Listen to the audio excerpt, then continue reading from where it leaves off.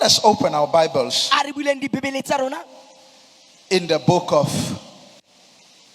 John 7. John chapter 7, verse 4. If you have found it, say, Lord, speak to me. It reads as follows. No one who wants to become a public figure acts in secret. Since you are doing these things, show yourself to the world. For even his brothers did not believe in him. Therefore, Jesus told them, my time has not yet come, but for you, any time is right. I want you to underline that statement. My time has not yet come, but for you, any time is right. It brings me to the title of the message, the program of God. Most of us, we are Christian by declaration, not by functioning. The form of Christianity that is known to the secular church, to the community, is Christianity of identity, not necessarily Christianity of function. As long as salvation is an idle statement in our life, we will continue to act in conflict with God's program because it is unknown to us. The Bible says they came to Jesus and they influenced him to go and expose himself to the world because of what God was doing through him.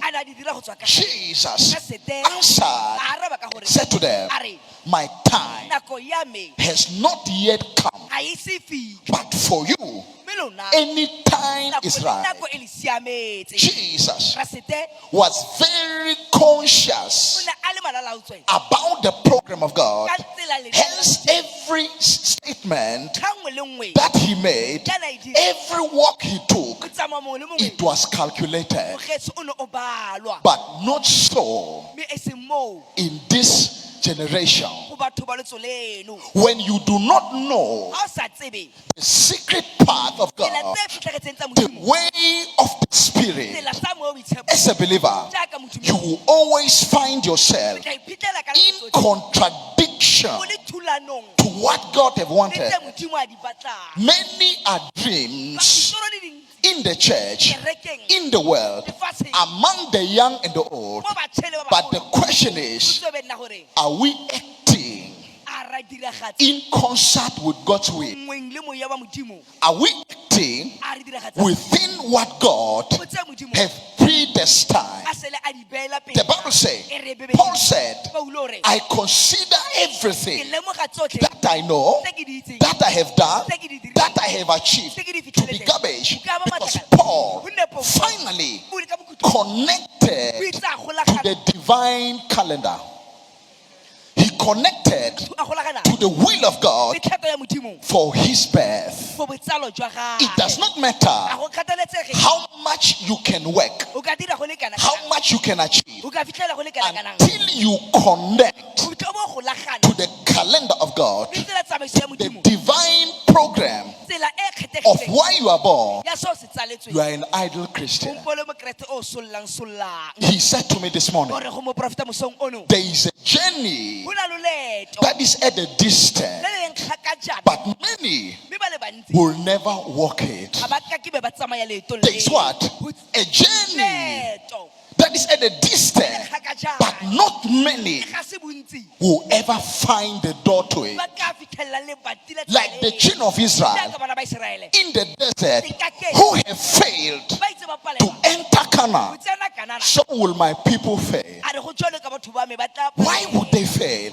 Because these people do not know the celestial calendar, do not understand the programming in the spirit that is meant to propel them to the future. Hence, Christians are always in pursuit, but they never arrive. Our prayers are like clouds without rain. Our prayers are always propelled, but they never reach the destination intended, because we are existing outside the program. Your destiny is forever awaiting you to enter. But how do you find your destiny if you have not found God? It's not possible. Some of you have started because you had resources. Now your life has become a predator to you. You are depressed because God have not graced the journey you have not entered, that you have entered in. Are you sure that you are marching towards your destiny? Have a conversation with your neighbor. Are you sure that every morning you are drawing closer to the reason of your birth? Or you are simply wandering around? Life is too short for us to play a guess game. Tell your neighbor, life is too short for us as Christians to play a guess game, because time is haunting us. Jesus, God, has all the time in the world because time reports to him, but not you and me. We need to know the program of God, and life will start to make sense. Tell your neighbor, we need to know God's program, and life will start to make sense. We fail to achieve even the things that God have predestined for us because we are out of program.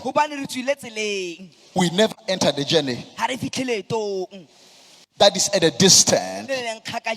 This journey that has been set ahead of us is the one that will determine if at the end of our life we are crowned or we are rejected. Bible says Jesus will say to them, I don't know you. Get away from me. You break God's law. What is this talking about? It's talking about people that have lived life in conflict, in opposition to what God has suggested. Blessing is good, prosperity is good, but if God has not suggested, it is a curse. Tell